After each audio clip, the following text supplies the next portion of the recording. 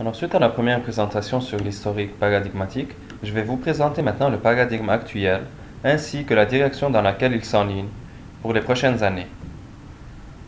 Afin de faire un petit rappel rapide, l'histoire des paradigmes du développement international peuvent être divisées en trois parties. Le premier qui est le darwinisme social, qui s'étend du 15e siècle jusqu'à 1945, et là on parle surtout du colonialisme. La deuxième phase qui est le développement structurel. Bon, il y a trois théories qui sont sorties de ce paradigme-là. Par contre, il s'étend de 1945 jusqu'en 2000 et il est caractérisé par une approche top-down du développement avec beaucoup d'emphase sur l'économique et le politique. Et la troisième, c'est le paradigme du développement humain qui est en vogue maintenant depuis 2000 jusqu'à aujourd'hui. Le développement humain, ce paradigme a fait son chemin graduellement. Par contre, il a été surtout inspiré par les travaux d'Amartya Sen, qui est prix Nobel d'économie en 1998. Les bases de ce paradigme est que le développement se fait en misant sur les individus ainsi que la société dans son ensemble. Il y a 6 grandes lignes de ce concept-là, qui est le capital social, le capital humain, l'environnemental, politique, économique et le culturel. Comme vous pouvez le voir, comparément au paradigme précédent, qui avait juste le paradigme politique, capital politique et économique, celui-là prend en compte plus l'humain et la personne.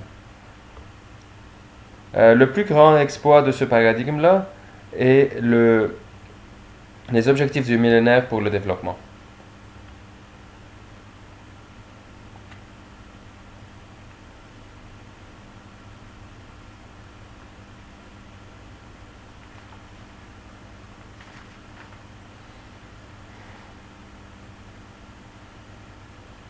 D'un point de vue plus conceptuel, cette approche se veut plus comme une approche bottom-up.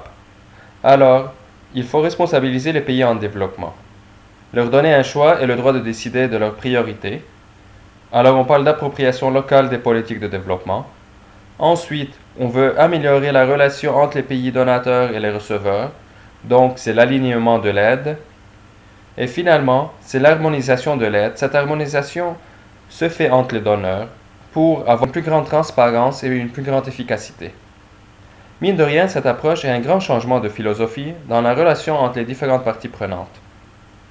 On commence à concevoir les pays en développement comme de vrais partenaires dans leur développement. Cette approche, pour l'instant, a plusieurs limites. Comme par exemple, la vision nord-sud. Malgré tous les avancements et l'implication des pays en développement dans le processus, il est clair que l'équilibre de force est encore entre les mains des pays donateurs. De plus, l'aide est encore liée. Même si sur papier, l'aide est devenue déliée, ça veut dire que le pays en développement choisit lui-même quoi faire avec l'argent, où acheter ses produits, comment investir le tout. Il reste qu'il y a toujours une pression de la part des pays donateurs et surtout des bailleurs de fonds. L'inefficacité de l'aide, les problèmes de coordination, la duplication de travail, le double financement, les frais d'administration qui sont trop élevés sont aussi d'autres limites. Bien sûr, il y a aussi encore trop d'intermédiaires. Si on voit comment chemine le dollar depuis qu'il sort de la poche d'un individu qui fait une contribution et comment elle se rend chez le bénéficiaire de l'aide, le nombre d'intermédiaires, d'agences, de gouvernements, d'ONG internationales, d'ONG locales mettent trop leurs mains dans le pot et il y a trop de frais à ce niveau-là. La capture de l'aide par l'élite, même si l'on décentralise l'aide, il reste que la capture de l'aide par l'élite se fait quand même. C'est surtout les chefs de village, les chefs religieux, les ONG locales, les responsables du district qui vont guider et mettre leurs priorités en cours. Après avoir présenté le paradigme actuel en développement ainsi que ses limites, je vais vous présenter ses perspectives pour les prochaines années et comment je vois que tout cela va se développer et se transformer. Premièrement, on va s'enligner peu à peu vers une vision plus sud-sud.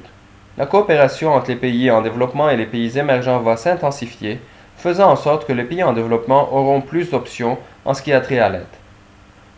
De plus, des clusters vont se former, alors qu'avant, chaque pays essayait d'attirer les donateurs vers son pays pour faire des projets chez lui seulement, nous allons voir de plus en plus de projets régionaux qui vont bénéficier tout le monde.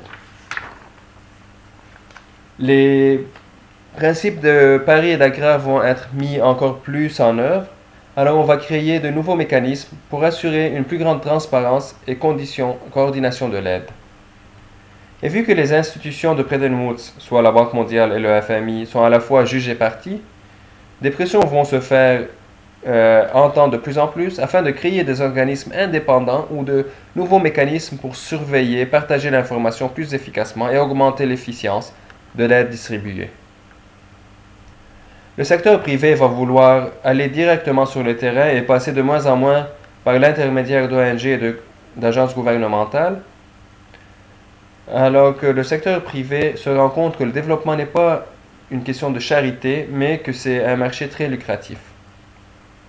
Et les technologies au service du microdéveloppement, alors que la technologie a fait beaucoup de bonnes affaires en microdéveloppement, là le microdéveloppement et les individus au niveau des bénéficiaires vont profiter de plus en plus des technologies en cours. Alors tout me mène à conclure, et en menant une réflexion à ce niveau, si je dois répondre à une seule question, soit où va-t-on avec le développement international, mon intuition me mène à dire que vers une démocratisation du processus de développement, ce qui va tout à fait main en main avec l'essence de l'approche actuelle. Par contre, dans les 10 ou 20 prochaines années, ce paradigme va mûrir encore plus et je pense que de belles choses vont se créer.